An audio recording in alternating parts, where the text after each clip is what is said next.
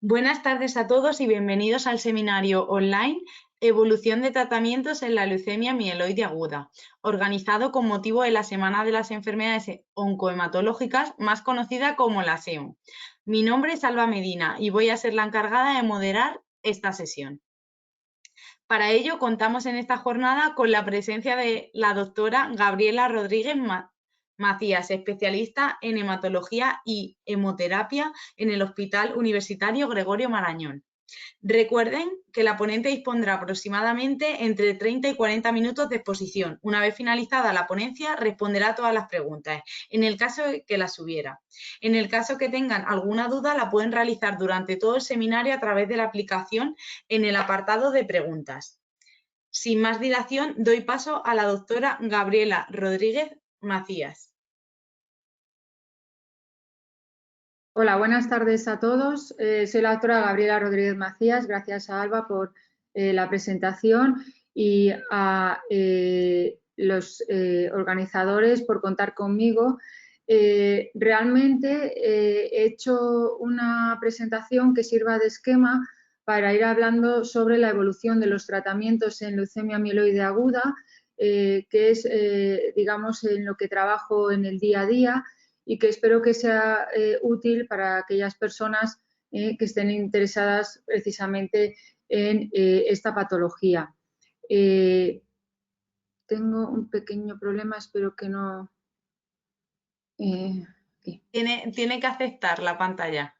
Vale, perfecto, perdona. No se Pues preocupe. sí, era que no me daba tiempo a leer. Si por favor me lo puedes enviar de nuevo o... Ahora, mostrar. Ahora sí, gracias, perdón. Bueno, Nada. como decía, voy a presentar la evolución de los tratamientos en la leucemia mieloide aguda, y para ello mi presentación la he basado en... a ver, no me deja ahora.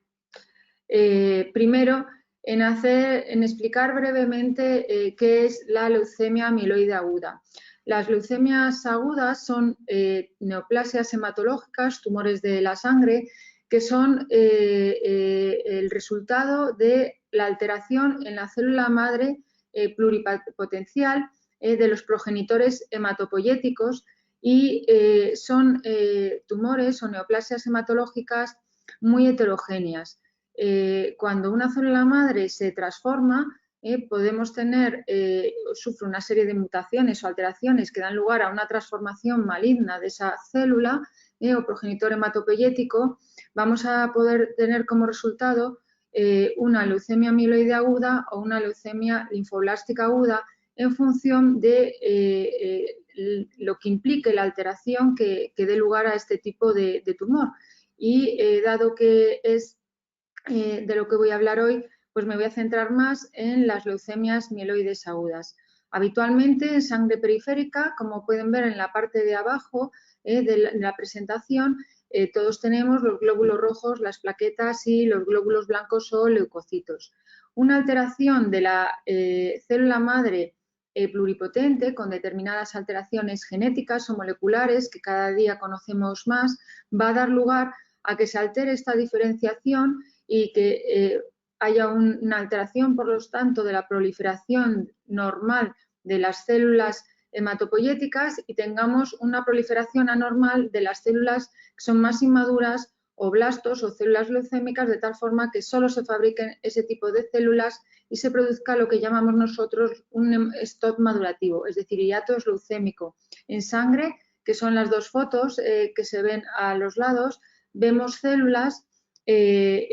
inmaduras que corresponden a los blastos o células leucémicas, que es lo que nos encontramos cuando diagnosticamos a un paciente de una leucemia mieloide aguda en este caso.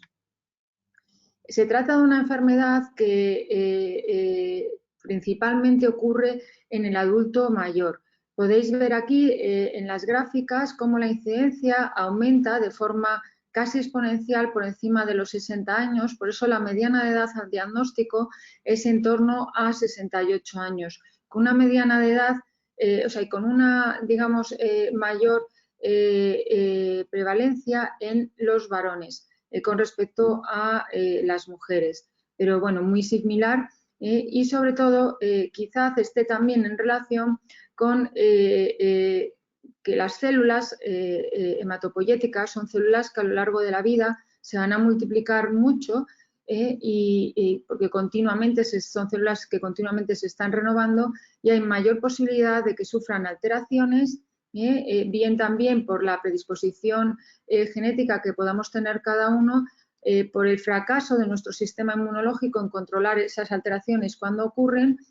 o de la exposición a determinados tóxicos que a lo largo de la vida todos vamos teniendo. Y por lo tanto, la incidencia también va subiendo con la edad. El diagnóstico de la leucemia amiloide aguda, y disculpad que las diapositivas estén en inglés, pero estoy utilizando o he utilizado algunos datos de presentaciones previas, se basa en la realización de una biopsia aspirada de médula ósea que nos va a permitir confirmar el diagnóstico de leucemia amiloide aguda. Las células hematopoyéticas se fabrican dentro de los huesos en la médula ósea, no la médula espinal, y ahí es donde vamos a encontrar a esas células que se han transformado, como decía en la presentación anterior. Entonces, lo que más nos importa es conocer cómo son esas células que se han transformado y vamos a confirmar que se trata de la línea celular mieloide o progenitores hematopoyéticos mieloides. Y ahí va, digamos que, el primer nombre y apellido que podemos ir poniéndole a la enfermedad. Pero hoy en día sabemos la importancia de los estudios genéticos que nos van a permitir caracterizar mucho mejor a las leucemias mieloides agudas. Una información muy relevante debido a que muchas de esas alteraciones nos van a dar, digamos, características que pueden ser pronósticas y por otro lado nos van a dar una serie de características que nos van a permitir utilizar los nuevos tratamientos. Y además, paralelamente, vamos a ir haciendo un estudio completo para conocer cuáles son las comorbilidades, es decir, las características clínicas de cómo está, cuál es la situación basal del paciente con nuevo diagnóstico de leucemia amiloide aguda. Como he comentado anteriormente, se trata de un tipo de neoplasia hematológica o de tumor hematológico que es más frecuente con la edad y, por lo tanto, nos vamos a encontrar pacientes que van a tener otras comorbilidades o alteraciones clínicas que son muy importantes y relevantes a la hora de elegir el tratamiento del paciente. Y por otro lado, vamos a hacer un estudio completo también de ver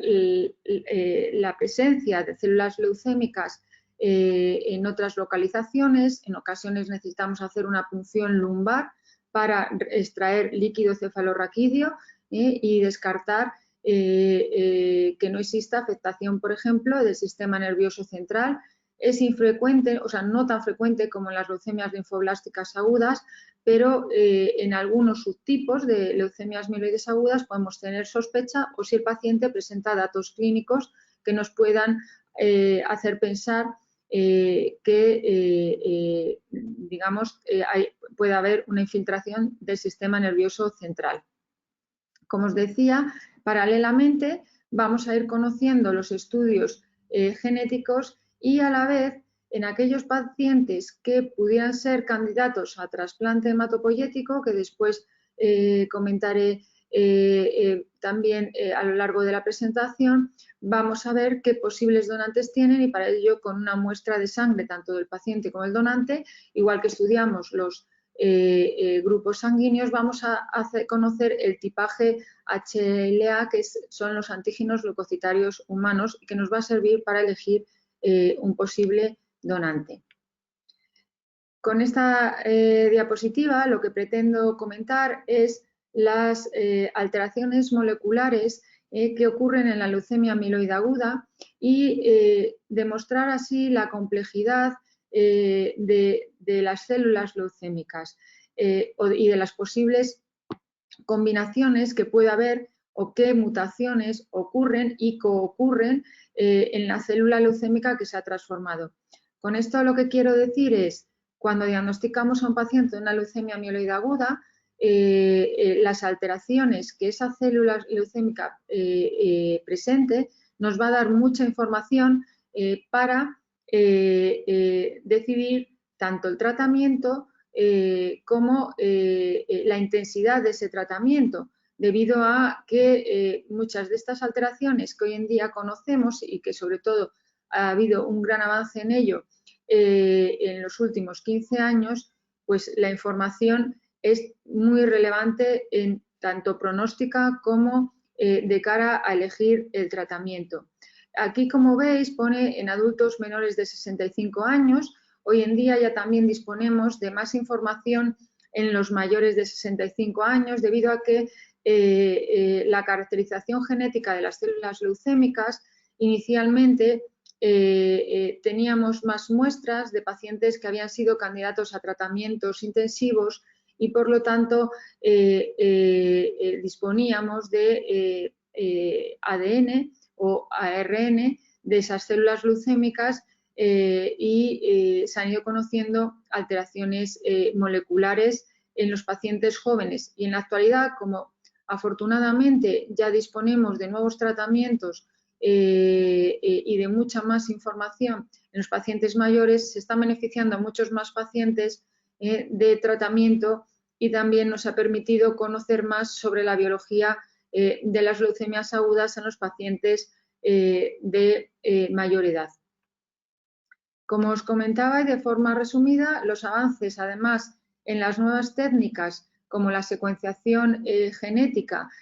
nos ha permitido conocer mejor, por tanto, la biología de la leucemia amiloide aguda, es decir, de esas células leucémicas, y abajo podéis ver cómo además muchas de esas alteraciones, cada uno de estos genes que se representan, que pueden estar frecuentemente mutados en las leucemias amiloides agudas, pueden, como podéis ver,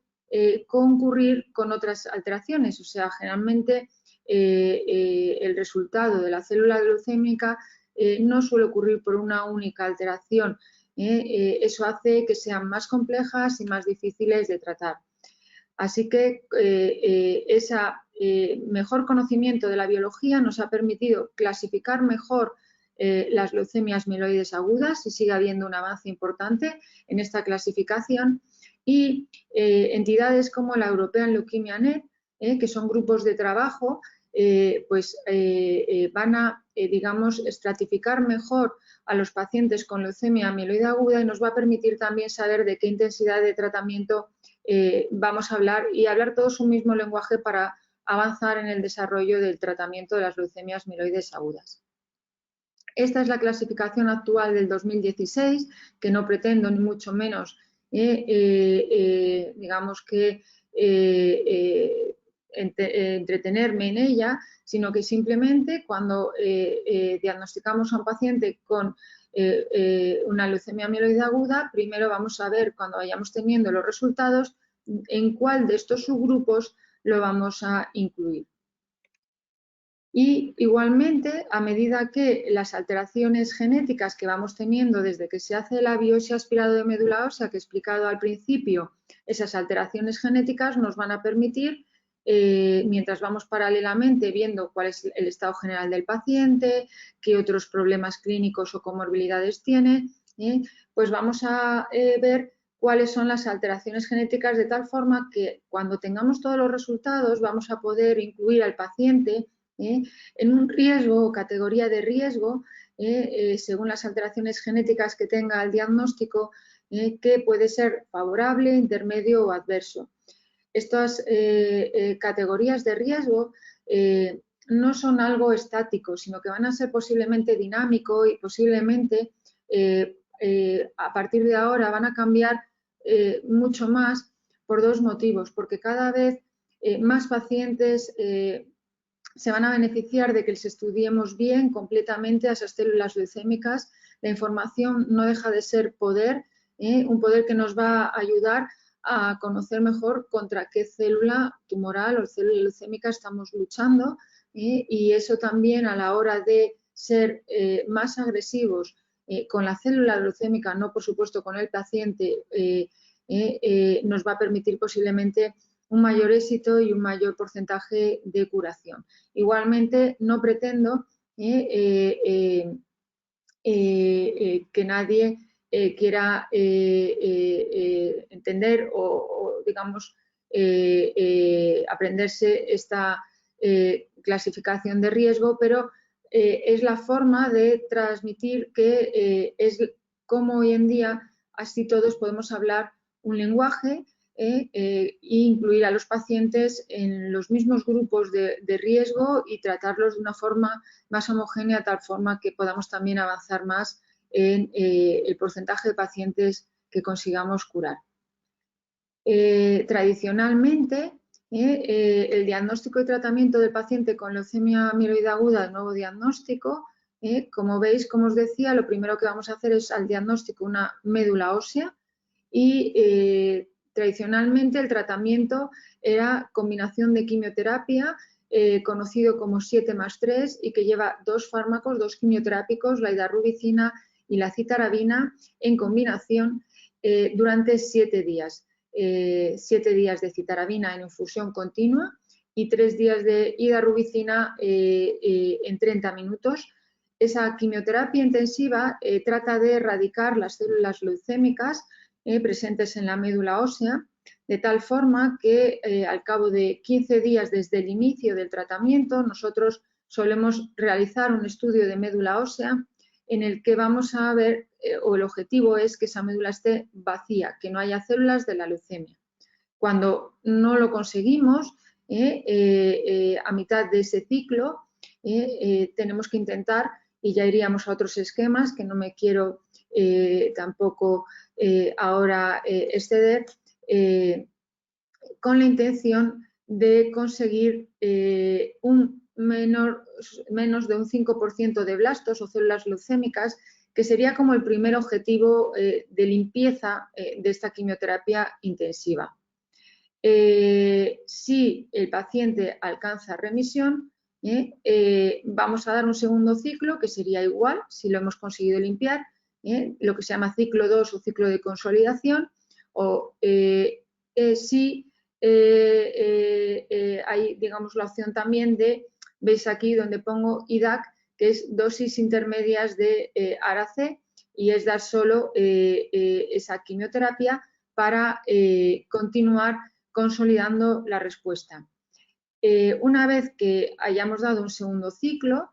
vamos a volver a repetir la médula ósea con la intención de ver que no encontramos enfermedad visible ni al ojo del microscopio ni tampoco por técnicas con las que hoy en día somos capaces de detectar a las células leucémicas. Todo esto de lo que estoy hablando es para pacientes que sean a priori candidatos a tratamientos intensivos, es decir, la quimioterapia intensiva podemos ofrecérsela a día de hoy a pacientes hasta 70 o 75 años, de forma muy individualizada. La biología clínica de cada uno de nosotros es muy distinta y a veces a alguna persona de 55 años por otras alteraciones o comorbilidades no vamos a poder ofrecérselo, aunque ya nos gustaría, y en ocasiones nos encontramos con pacientes de 75 años con muy buen estado general y que de forma individual y en función de las características biológicas de la célula leucémica,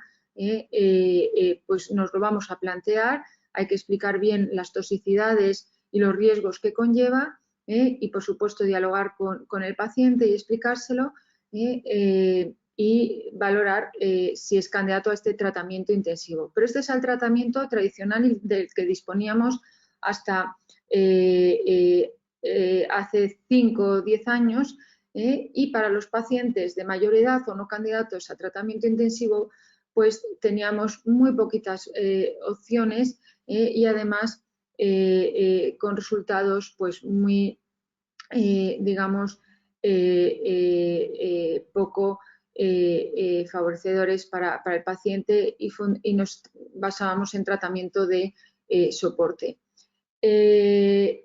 Como podéis ver aquí, luego lo más importante, si el paciente ha alcanzado remisión con quimioterapia, es plantearnos tratamiento por remisión. ¿De qué va a depender ese tratamiento post-remisión? Pues de dos cosas, de las características biológicas, es decir, de la genética que he explicado anteriormente, y de la respuesta al tratamiento de la leucemia. Es decir,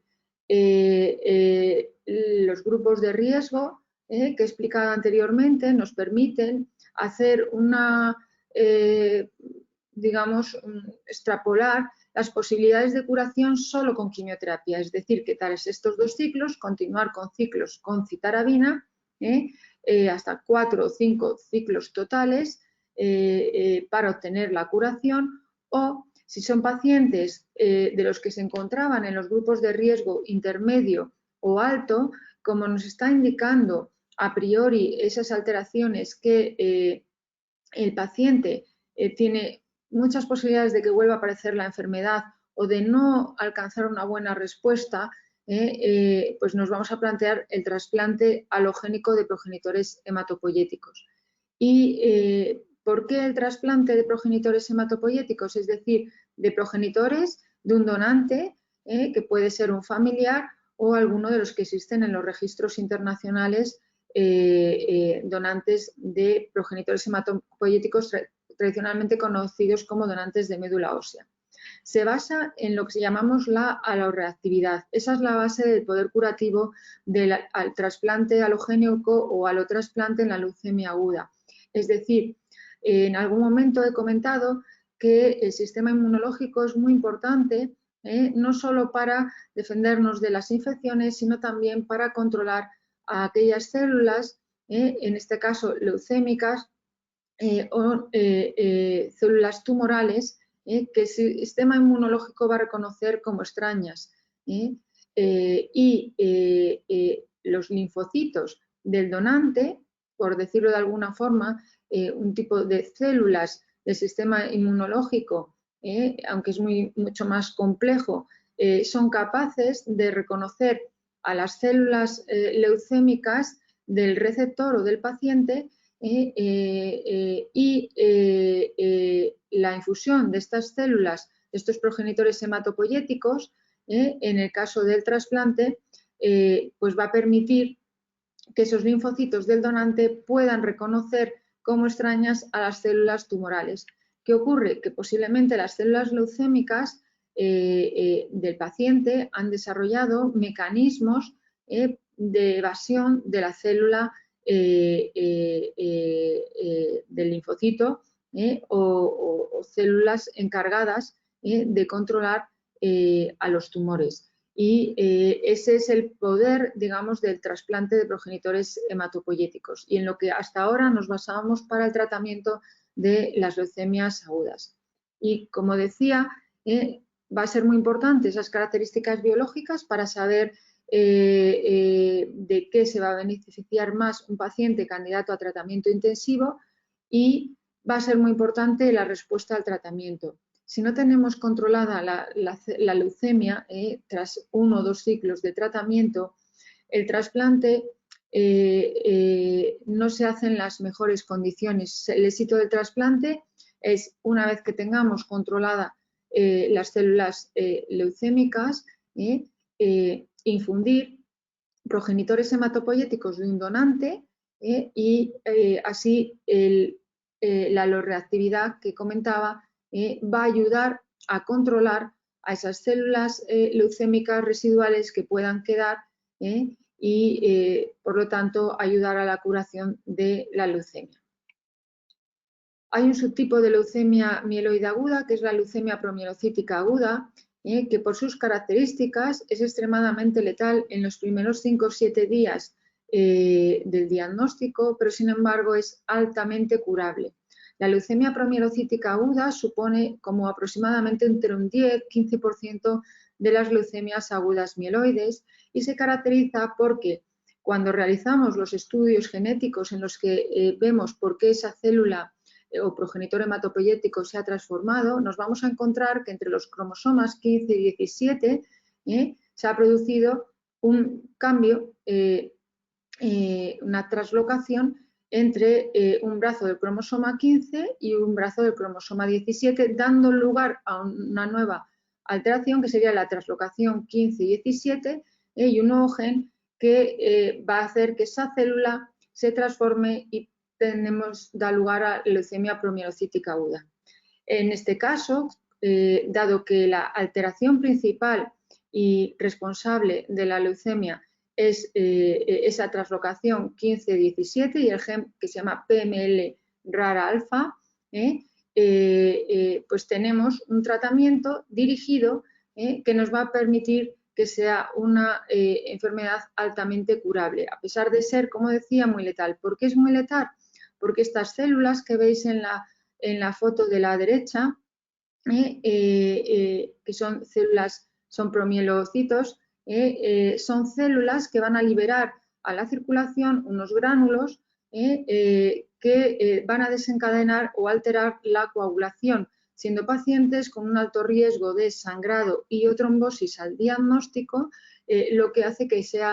que tenga esa mortalidad tan alta en los primeros 5 o 7 días hasta que empezamos a controlar la enfermedad. Por lo tanto, para los hematólogos es una urgencia hematológica y solo con sospecharla vamos a empezar con el ácido transretinoico. Esta es como si fuera es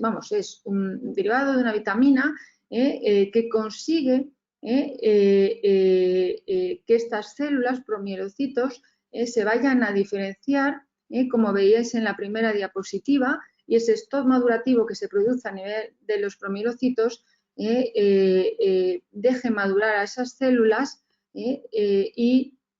consigue revertir esa alteración y erradicar así la leucemia. Y es altamente curable porque lo mismo ocurre con el trióxido arsénico, que no deja de ser un veneno, pero que a dosis controladas y en combinación con el ácido transretinoico, para aquellos pacientes con menos de 10.000 leucocitos, es una cifra al diagnóstico que nos permite a día de hoy decir qué pacientes pueden utilizar esta combinación en primera línea, pues tengamos curaciones de hasta el 90% en una enfermedad que, como decía, tiene una mortalidad muy alta en los primeros días, pero que es altamente curable, ¿vale? Para aquellos pacientes con más de 10.000 leucocitos, y porque es muy difícil controlar, como decía, la situación compleja de coagulación intravascular diseminada inicial, pues seguramente y a día de hoy el tratamiento es el ácido transretinoico con quimioterapia, y hay ensayos clínicos que están combinando ya atraimasato en los pacientes con estos leucocitos tan altos o hiperleucocitósicos con algo de quimioterapia inicial. Así que todo esto era un poco a modo de introducción. Como decía, el panorama genético de la leucemia amiloide aguda que hemos aprendido en los últimos 15 años, se han conocido muchos de los genes responsables o implicados en el desarrollo de una leucemia mieloide aguda. Y eso nos ha permitido, como decía, caracterizar mejor biológicamente a la célula leucémica y nos ha permitido que por fin se desarrollen nuevos fármacos, terapias dirigidas, muchos de ellos a esas alteraciones que pueda presentar la célula leucémica al diagnóstico.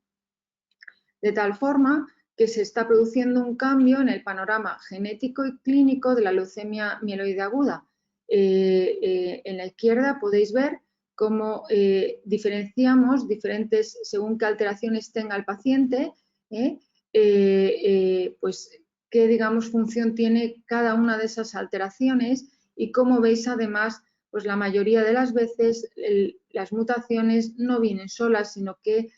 ocurren con otras alteraciones, y todo va a tener impacto en el pronóstico, como he dicho ya varias veces, y también en las decisiones de tratamiento. Pero el conocimiento de toda esta maquinaria tan compleja nos ha permitido, por otro lado, el desarrollo de nuevos fármacos frente a dianas terapéuticas. Por ejemplo, en la célula leucémica, un alto porcentaje, la mayoría, expresan en la superficie CD33, ¿vale? Es una característica que van a expresar y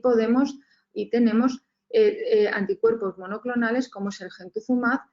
frente a esta alteración. Ahora bien, hay que saber cuándo y cómo utilizarlo. Lo mismo con otras alteraciones como es, por ejemplo, FLT3. FLT3 es un gen que tiene una gran importancia en el control de la hematopoiesis, es decir, en la formación de las células hematopoyéticas, como comentaba al principio.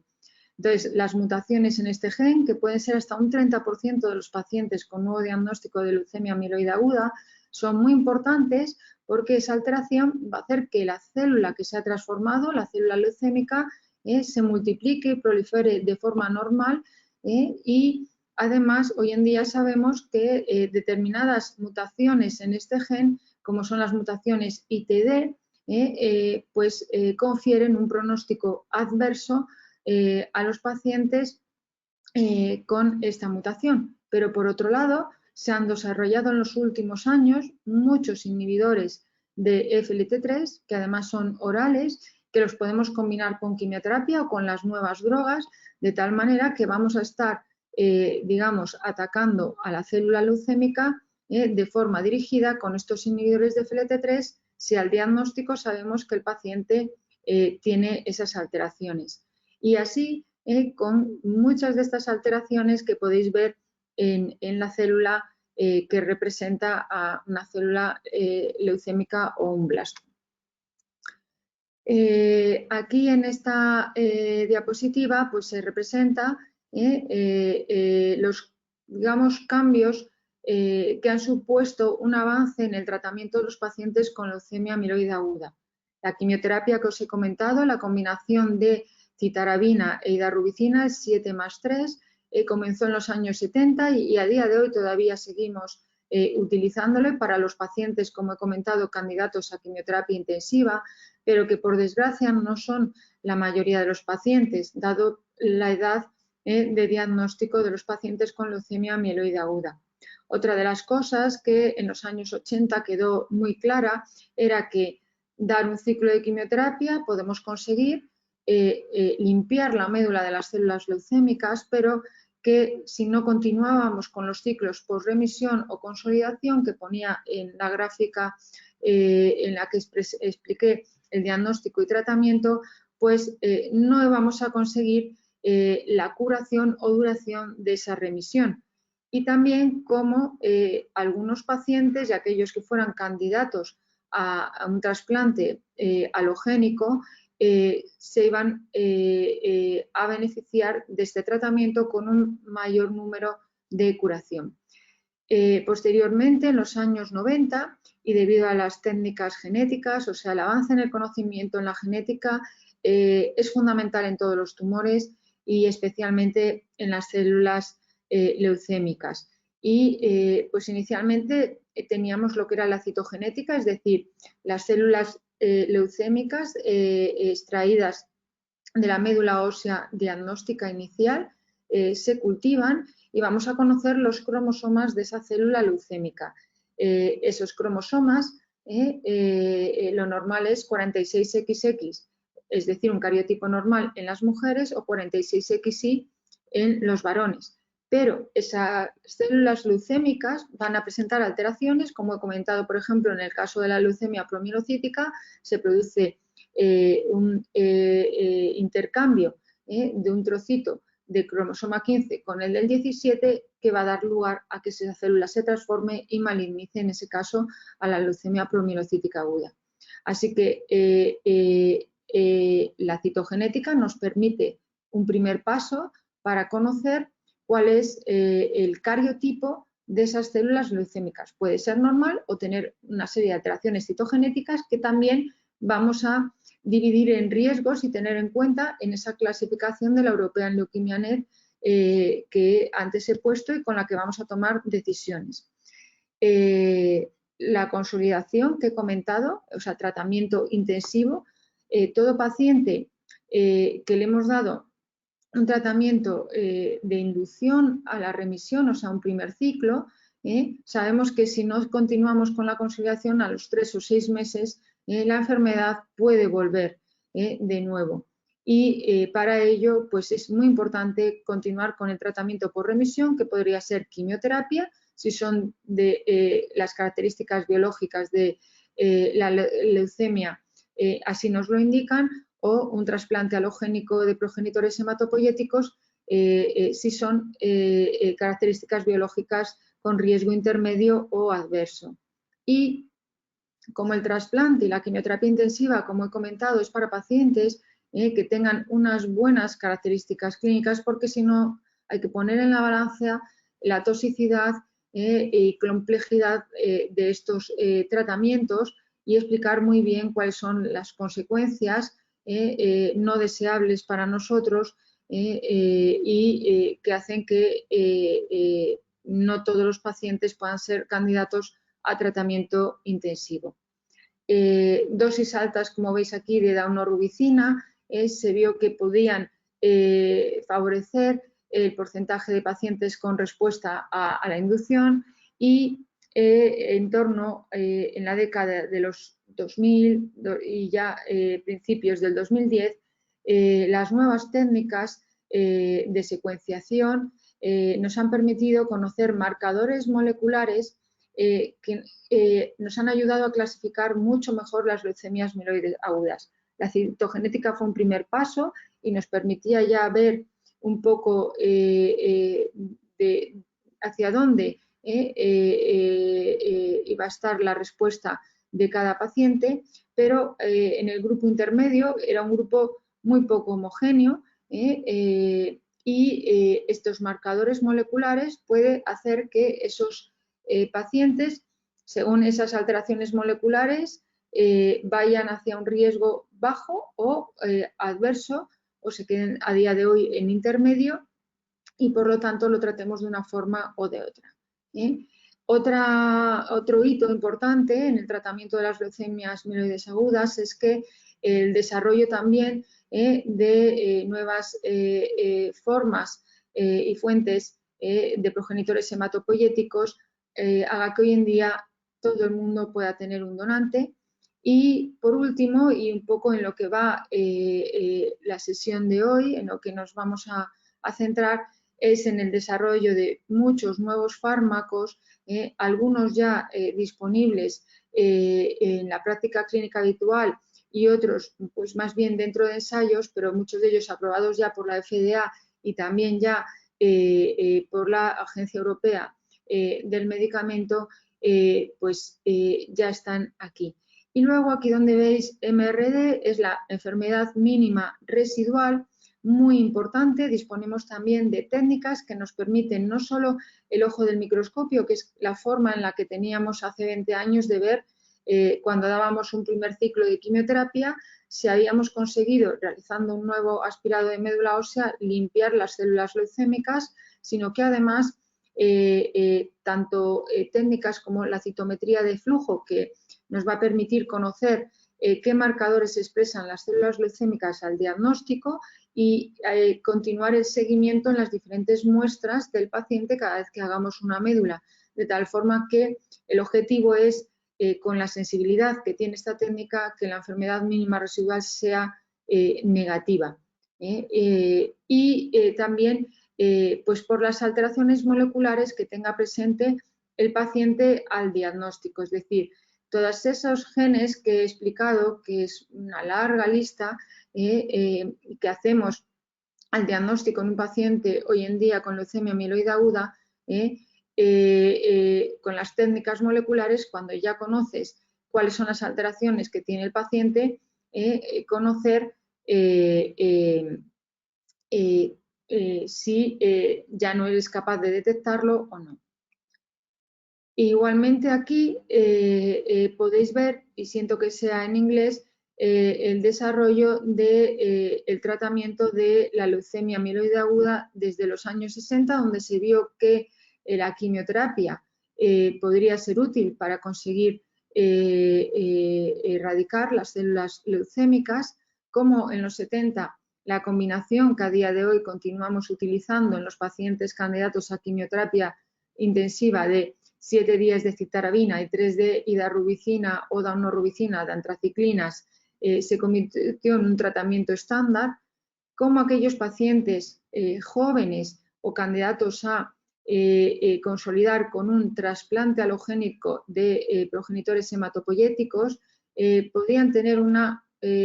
supervivencia global mayor. En los años 2000 la FDA aprobó el Gentuzumab, que es un fármaco que he comentado antes brevemente, que es un anti-CD33, es un anticuerpo monoclonal. Se aprobó para pacientes con leucemias agudas en recaída o refractarios, pero que hubo que parar los estudios con este fármaco debido a las toxicidades, pero que de nuevo estamos utilizando una vez que conocimos cómo con dosis más bajas de este fármaco superar estas toxicidades. En el 2012 y 2015, como podéis ver, la Agencia Europea del Tratamiento, no en este caso la FDA, aprobó inicialmente en el 2012 la decitabina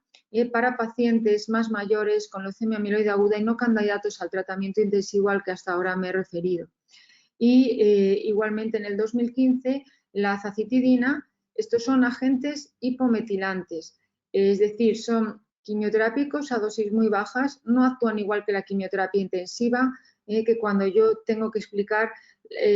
a los pacientes de qué se trata, es la quimioterapia intensiva es citotóxica, o sea, va a destruir la célula leucémica. Estos agentes, los agentes hipometilantes, van a actuar de otra forma, diferente, y van a intentar actuar sobre genes que regulan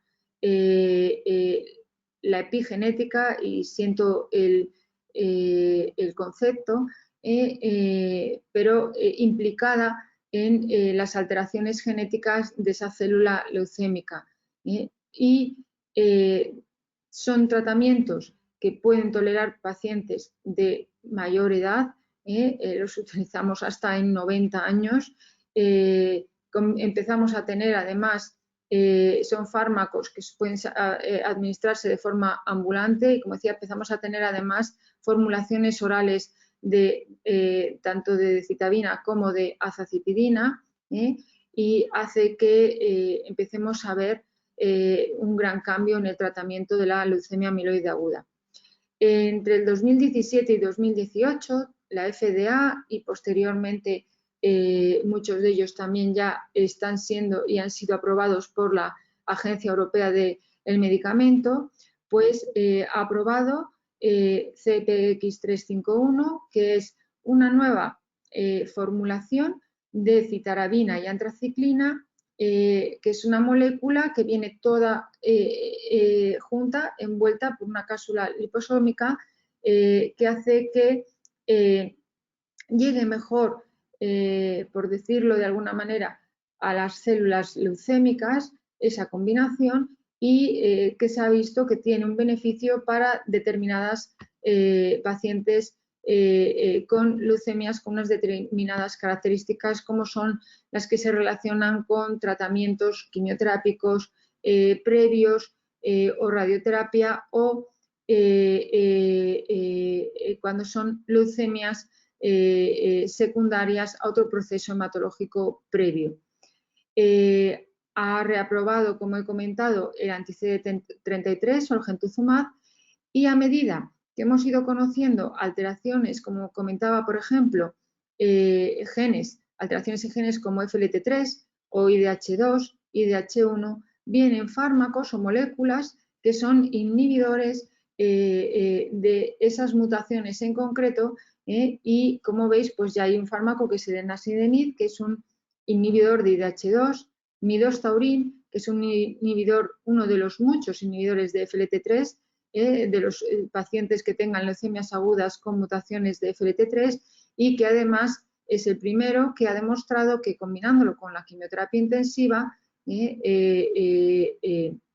aumenta la supervivencia global de los pacientes con este subtipo de mutación. Lo mismo es el ivosidenib, es un inhibidor, todos ellos oral, tanto el enasidenib, midostaurin, ivosidenib de IDH1. Y como podéis ver aquí vienen las iniciales de venetoclax en combinación con agentes hipometilantes, los hipometilantes HMA, y perdonad que no haya desglosado lo que quiere decir cada una de las siglas, los hipometilantes en combinación con muchas de estas inhibidores aumenta el porcentaje de respuesta de los pacientes con leucemia mieloide aguda. Como decía, dentro de los inhibidores de FLT3 hay más inhibidores, como por ejemplo el gilteritinib, que ya también está aprobado para los pacientes resistentes o en recaída FLT3 positivo. Aquí es una nueva visión de cómo todos estos fármacos y en qué años la FDA ha ido aprobando estas nuevas moléculas. Muchas de ellas, como ya decía, las estamos pudiendo utilizar en la práctica clínica habitual y otros dentro de ensayo clínico, pero que ya lo vamos viendo cerca y están mejorando los resultados de los pacientes con leucemia mieloide aguda. Y creo que esta es la mejor representación que os puedo hacer de estos nuevos fármacos que he ido introduciendo en las presentaciones, en las diapositivas anteriores, como son el enasidenib o inhibidor de pacientes que tengan la mutación de IDH2, el ivosidenib para pacientes que tengan mutaciones de IDH1, inhibidores de FLT3 para aquellos que tengan mutaciones de este receptor, como son el midostaurin o el gilteritinib. El venetoclax es un fármaco es un fármaco que se llama antiapoptótico. Apoptosis es la muerte celular, que sabemos que las células tumorales y en concreto las células leucémicas la van a intentar evitar. Entonces, muchas veces BCL2 está sobreexpresado en las células leucémicas y venetoclax es un fármaco con unos resultados muy buenos en los pacientes con leucemia mieloide aguda en combinación con los hipometilantes como son azacitidina, decitabina o bajas dosis de citarabina, que sí que son tolerables para pacientes no candidatos a tratamiento intensivo. Y como os decía, CPX351, que es una formulación liposomal que combina daunorubicina y citarabina con mayor posibilidad de ir directamente a la célula leucémica y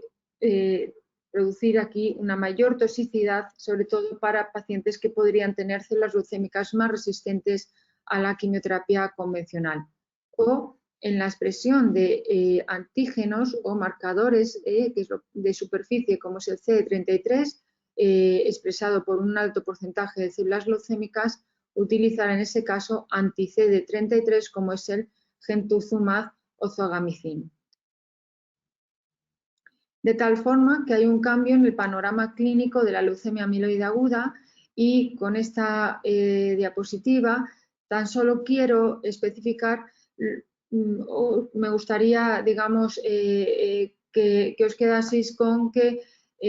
lo más importante es ver las características del paciente al diagnóstico, edad, cuál es el performance status, es decir, cómo está el paciente en ese momento del diagnóstico, a qué ha estado expuesto previamente. Algunos pacientes han podido tener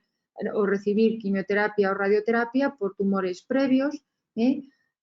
antecedentes de otros procesos hematológicos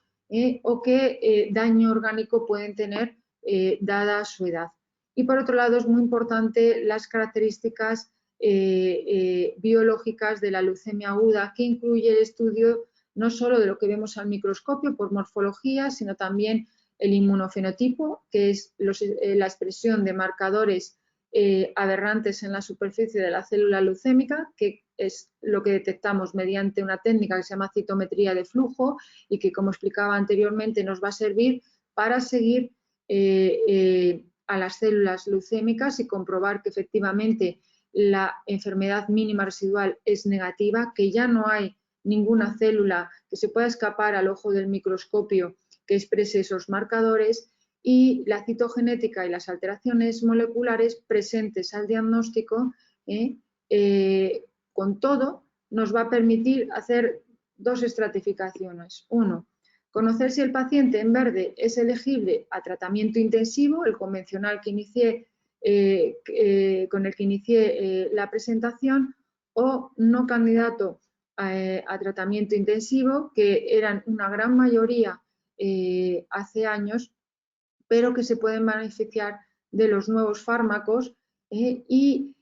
una vez que veamos si es candidato a quimioterapia intensiva, valorar la combinación de quimioterapia y los nuevos fármacos si el paciente presenta determinadas alteraciones, como es el caso de los pacientes que son FLT3 positivos al diagnóstico, o en el caso de los pacientes no elegibles para tratamiento intensivo, ver si se benefician del tratamiento de estos inhibidores, que son inhibidores frente a mutaciones, es decir, dianas terapéuticas que tenemos y que han permitido el desarrollo de múltiples nuevos fármacos. ¿Y hacia dónde vamos? Pues vamos hacia las combinaciones de estos fármacos con la intención de conseguir el mayor número de remisión. Nosotros hablamos de remisión morfológica, cuando dentro de la médula hay menos de un 5% de blastos, esa sería la morfológica, y llamamos remisión molecular si las alteraciones moleculares presentes al diagnóstico no las tenemos tras el tratamiento, o utilizando técnicas de citometría, como he explicado anteriormente, que ya no seamos capaces de detectar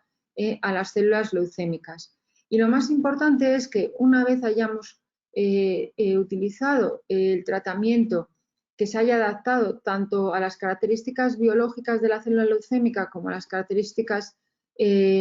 clínicas biológicas del paciente, valorar si el paciente es candidato a un trasplante alogénico. Y, como decía, de una forma muy individual por la toxicidad, cada vez hemos ido, a medida que también han ido mejorando, ¿no?, todos los tratamientos de soporte y de control de lo que sería la enfermedad de injerto contra receptor, que puede suponer un trasplante alogénico de progenitores hematopoyéticos, pues nos ha permitido aumentar la edad de los pacientes y el número de pacientes que se benefician del poder curativo del trasplante alogénico. Y no solo eso, sino que las nuevas moléculas son fármacos que son orales, y viene también el posible uso de lo que se llama mantenimiento tras alcanzar respuesta con nuevos fármacos que son orales en función de las características iniciales, bien sea con inhibidores de FLT3, inhibidores de IDH1 y IDH2, o también de azacitidina, que tenemos una formulación oral que ha demostrado que algunos pacientes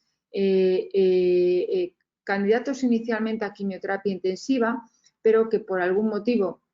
bien por toxicidades o por edad, no candidatos a trasplante, el continuar con estos agentes hipometilantes, como son la azacitidina oral, ha permitido prolongar la remisión y con una buena calidad de vida para los pacientes con leucemia mieloide aguda más mayores y no candidatos a trasplante. Y esta diapositiva pues resume cuáles son los tratamientos actuales en función, como decía, de si el paciente es elegible a tratamiento intensivo en azul o no elegible a tratamiento quimioterápico intensivo. Vamos a ir a combinaciones, ¿vale?, de fármacos o hacia dónde vamos, que es a ir hacia lo que se llama combinaciones ya de 3 fármacos, lo que llamamos tripletes. ¿Por qué? Porque expliqué inicialmente que la leucemia mieloide aguda es una neoplasia muy heterogénea y sabemos que debemos atacar a esta célula leucémica por distintos puntos y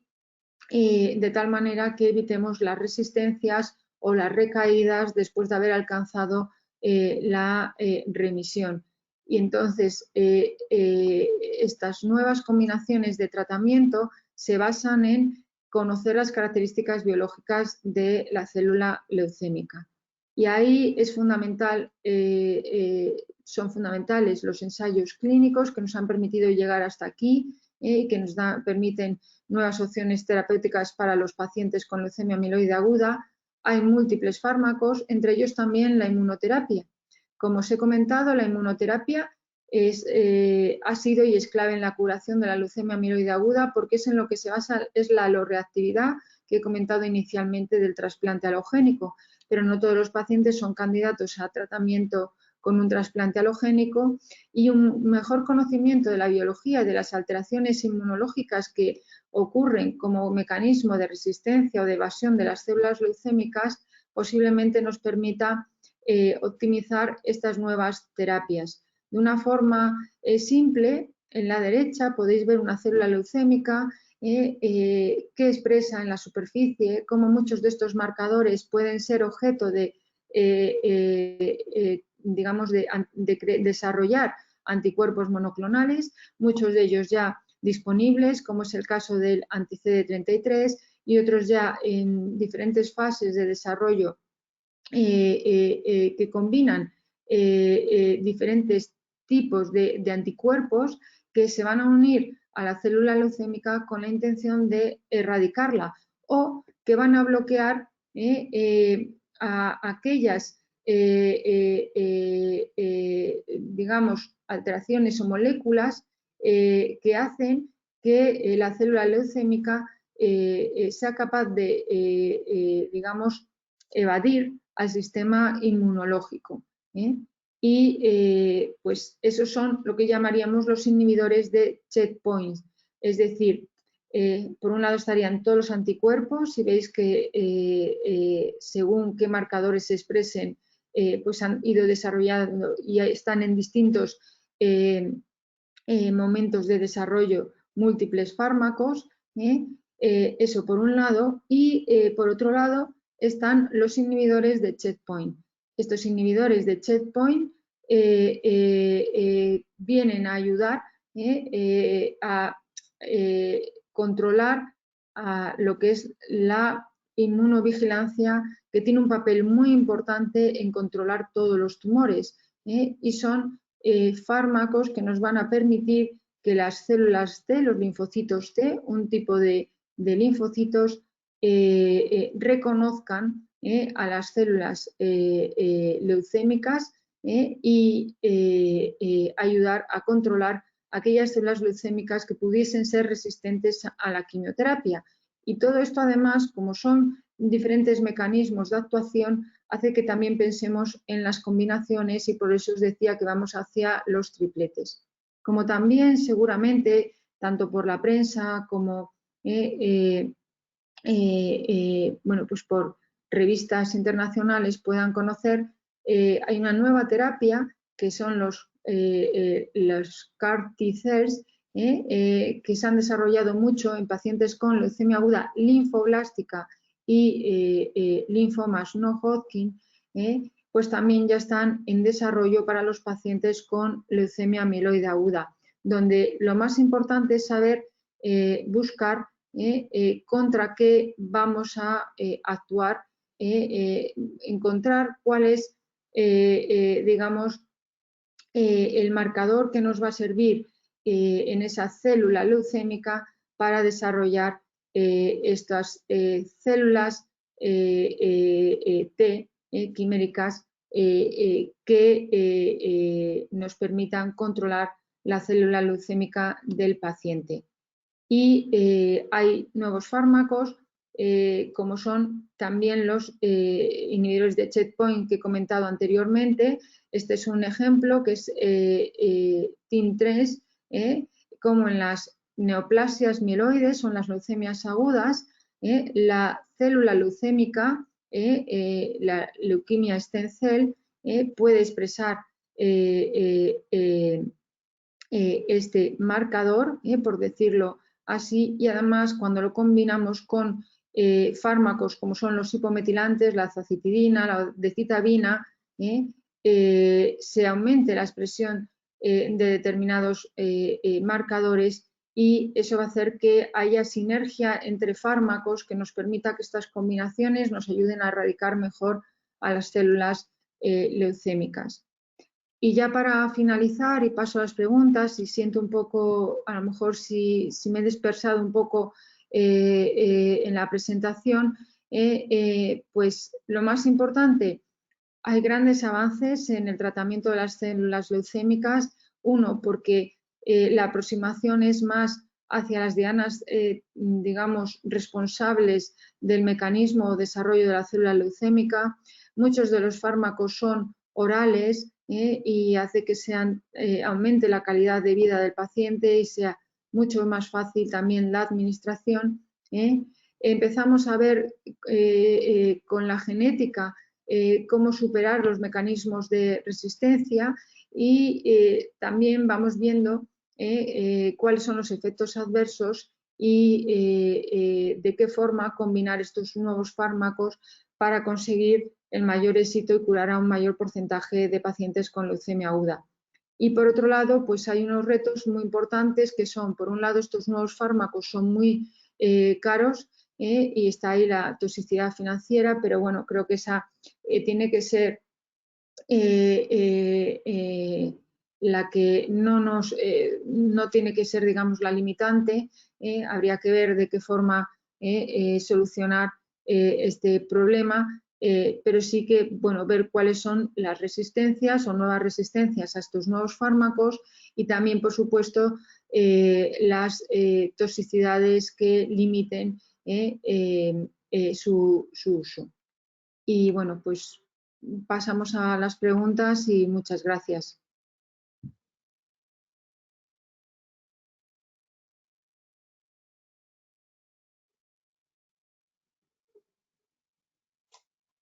Muchísimas gracias a la doctora Gabriela Rodríguez Macías por esta muy buena presentación y por esta buena intervención que nos ha aclarado un poco más acerca de toda esta evolución de los tratamientos que se están teniendo en la leucemia mieloide aguda. Para acabar un poquito pues aquí este seminario, pues vamos a responder algunas preguntas donde estoy viendo que los asistentes no han realizado ninguna. También puede ser que lo ha explicado realmente bien y nos ha dado una buena visión también de toda esta evolución de los tratamientos. Entonces solamente nos queda pues agradecerla toda esta intervención y todo este seminario y su colaboración de manera altruista, y también a los participantes su asistencia e interés. Esperemos que les haya resultado interesante este seminario y les haya resuelto dudas y preguntas que puedan tener también acerca de esta enfermedad. Recuerden que podrán encontrar este seminario en el canal de YouTube de AEAL y en la web realizada con motivo de la Semana de las Enfermedades Oncomatológicas, www.aeal.es SEMO 2021. Muchísimas gracias a todos y muchísimas gracias también a la doctora Gabriela. Muchas gracias a vosotros.